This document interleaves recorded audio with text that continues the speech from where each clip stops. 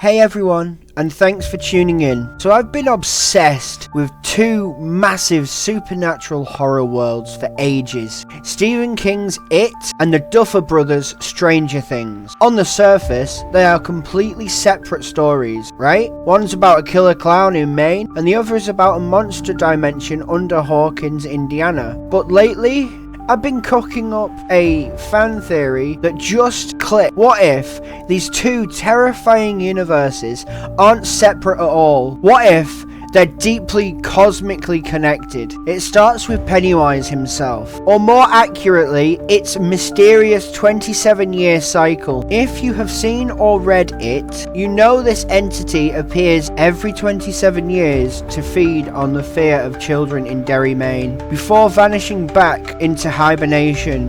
But the big question has always been, where does it actually go during those long, silent decades? Does it sleep underground? My theory is that during those sleep periods, it doesn't just disappear into thin air. It goes to the upside down. Think about it. The upside down is a desolate, decaying mirror dimension, constantly surrounded in darkness and pulsating with insidious, corrupting energy. It feels like the perfect, horrifying place for a cosmic horror like It to hang out, doesn't it? I believe that Pennywise uses the Upside Down as its own personal recharge station. It draws on that raw, dark, malevolent energy for 27 years, absorbing it, regaining its immense power, and then once it's fully charged, it bursts back into our world.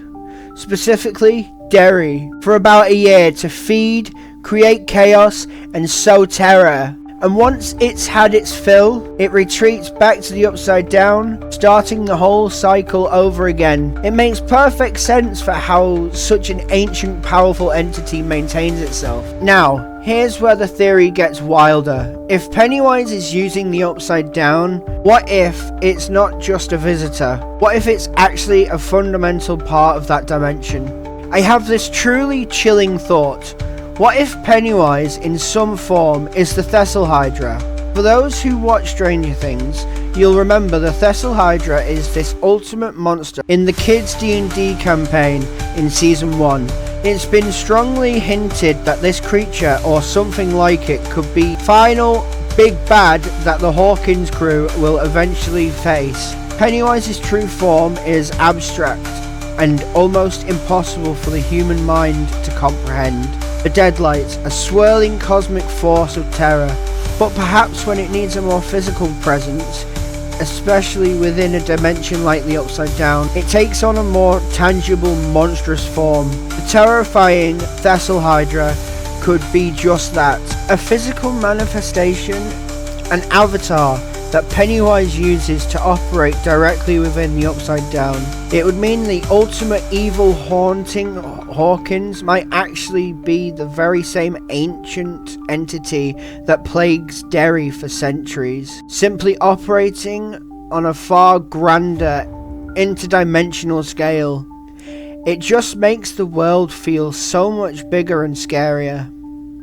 This next part is arguably the most disturbing aspect of my theory. It connects everything in such a grim way. If Pennywise takes souls, and it uses the Upside Down to regenerate, then what happens to the souls of the victims? Think about that iconic, chilling line from Pennywise.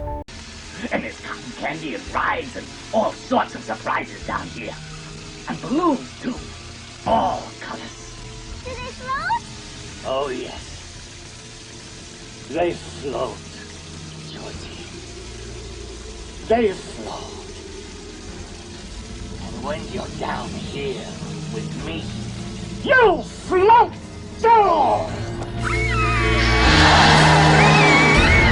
In the books, and hinted at in the films, when Pennywise truly claims a victim, it's not just their bodies that's consumed or left behind. Their soul is trapped and absorbed into the Deadlights, forced into an eternal, maddening existence of terror. My theory suggests that these trapped souls This spiritual essence of Pennywise's victims are then transported to the Upside Down. There, the corrupting, transforming energy of that dimension, potentially influenced and guided by Pennywise itself, now as the Thessalhydra wraps and twists and warps these human souls into creatures we know as demogorgons. Oh, someone required me!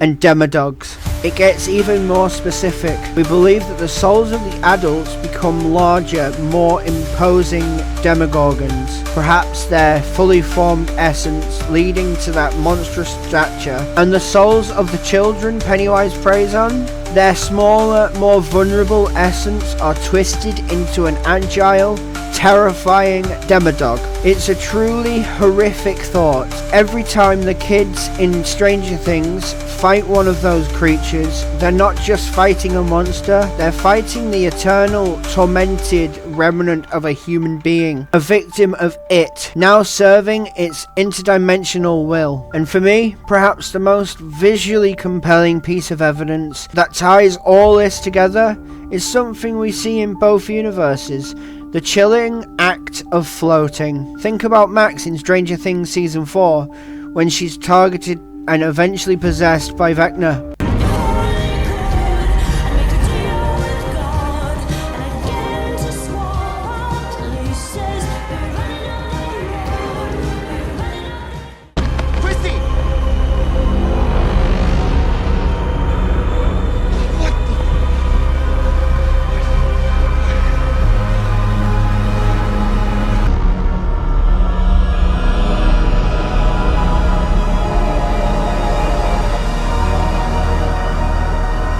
Try to wake her, man.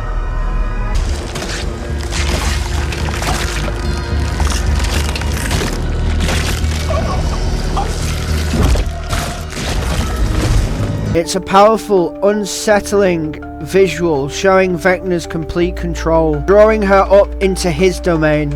Now cast your mind back to It, when Pennywise claims its victims, particularly in the later film adaptations.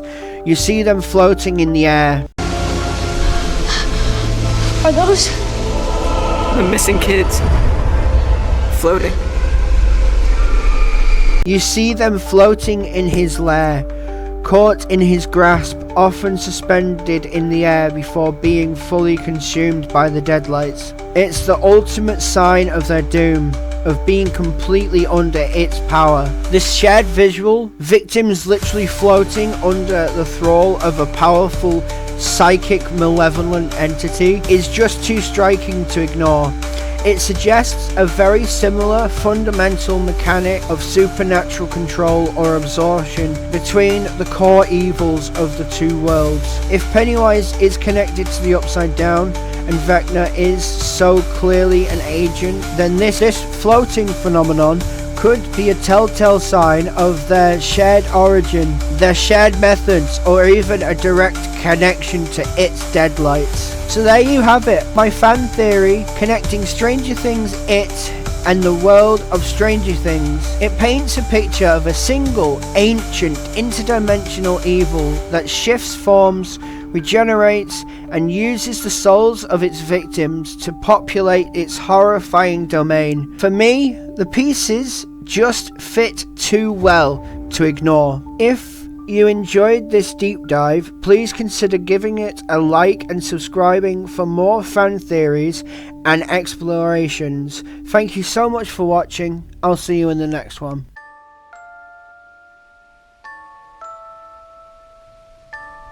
Hi everyone, I just wanted to take a moment to talk about 3 incredible charities that are very close to my heart. These organisations not only helped countless people, but they also helped me personally through some tough times. And I'll always be grateful for the amazing work that they do. First, there's Macmillan Cancer Support. They're an incredible lifeline for people living with cancer, offering practical advice emotional support, and even financial guidance. They are there for you every step of the way, and they were there for me when I really needed them. Then there's Teenage Cancer Trust. They focus on supporting young people aged 13 to 24 who are living with cancer. Cancer can feel so isolating, especially as a young person. But Teenage Cancer Trust creates spaces where young people can connect with others going through the same thing. Their work truly makes a difference, and it certainly made a difference for me. And finally, Young Lives vs Cancer. This charity is absolutely incredible. They provide essential support for children and young people with cancer, as well as their families, helping them cope emotionally and practically. For me, they were there at a time when everything felt overwhelming, and I'll never forget their kindness and guidance. I can't stress enough how important these charities are. Please consider donating to Macmillan, Teenage Cancer Trust, or Young Lives vs Cancer. Every little bit helps, and your support could change someone's life just like it changed mine. Let's do what we can to ensure no one has to face cancer alone. You can find links to these charities in the description. Take care.